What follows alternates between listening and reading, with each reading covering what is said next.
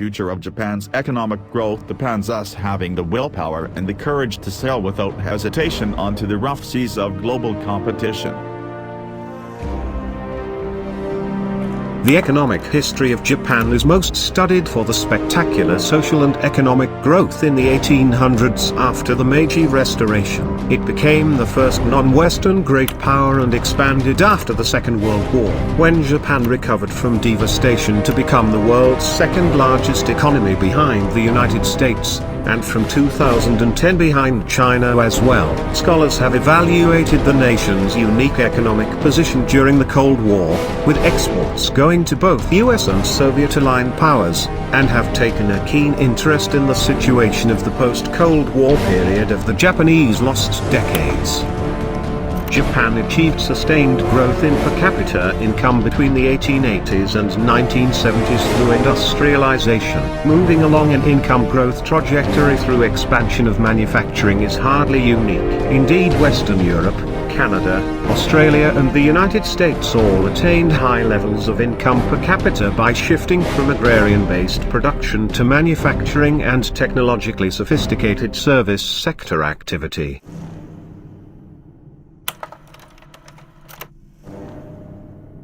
The proto-industrial base.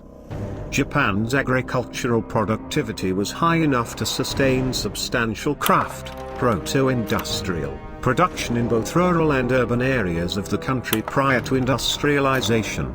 Investment-led growth.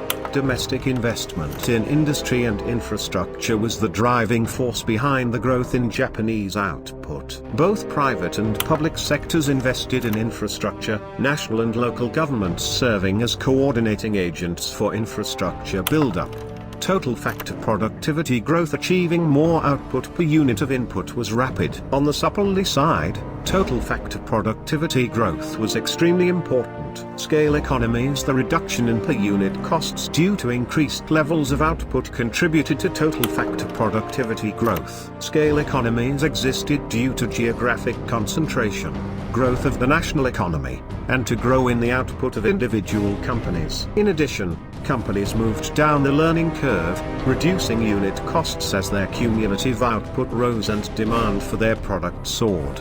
And dualism, sharply segmented labor and capital markets, emerged in Japan after the 1910s. The capital-intensive sector enjoying high ratios of capital to labor paid relatively high wages, and the labor-intensive sector paid relatively low wages.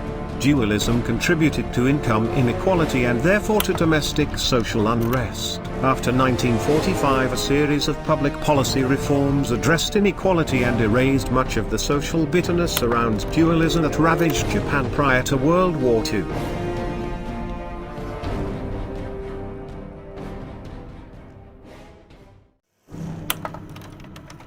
The Edo period. During a long period of being a closed country, between the mid-17th century and the 1850s, a high level of urbanization, well-developed road networks, the channeling of river water flow with embankments, and the extensive elaboration of irrigation ditches that supported and encouraged the refinement of rice cultivation based upon improving seed varieties, fertilizers and planting methods, especially in the southwest with its relatively long growing season, the development of proto-industrial production by merchant houses in the major cities, like Osaka and Edo, now called Tokyo, and its diffusion to rural areas after the 17th century, and the promotion of education and population control among both the military elite, the samurai, and the well-to-do peasantry in the 18th and early 19th centuries.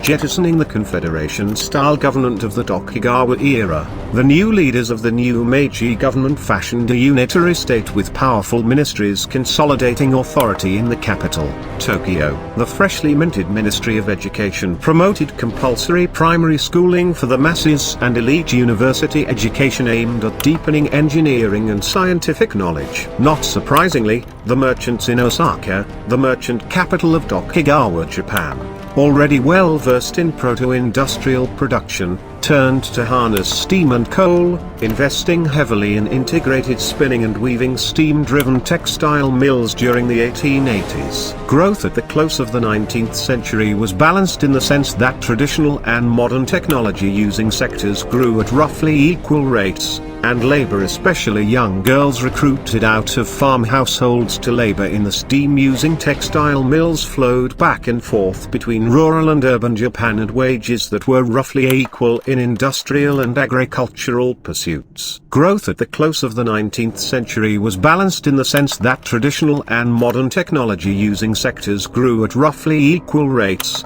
and labor, especially young girls recruited out of farm households to labor in the steam-using textile mills, flowed back and forth between rural and urban Japan at wages that were roughly equal in industrial and agricultural pursuits. Japan's thrust to imperial expansion was inflamed by the growing instability of the geopolitical and international trade regime of the later 1920s and early 1930s. The relative decline of the United Kingdom as an economic power doomed a gold standard regime tied to the British pound. The United States was becoming a potential contender to the United Kingdom as the backer of a gold standard regime, but its long history of high tariffs and isolationism deterred it from taking over leadership in promoting global trade openness. Germany and the Soviet Union were increasingly becoming industrial and military giants on the Eurasian landmass, committed to ideologies hostile to the liberal democracy championed by the United Kingdom and the United States. It was against this international backdrop that Japan began aggressively staking out its claim to being the dominant military power in East Asia and the Pacific, thereby bringing it into conflict with the United States and the United Kingdom in the Asian and Pacific theaters after the world slipped into global warfare in 1939. When the U.S. ended World War II by dropping atomic bombs on Hiroshima and Nagasaki. Surrendering to the United States and its allies in 1945, Japan's economy and infrastructure was revamped under the SCAP Supreme Commander of the Allied Powers, occupation lasting through 1951. As Nakamura points out, a variety of occupation-sponsored reforms transformed the institutional environment conditioning economic performance in Japan. Its infrastructure revitalized through the occupation period reforms, its capacity to import and export enhanced by the new international economic order, and its access to American technology bolstered through its security pact with the United States. Japan experienced the dramatic miracle growth between 1953 and the early 1970s.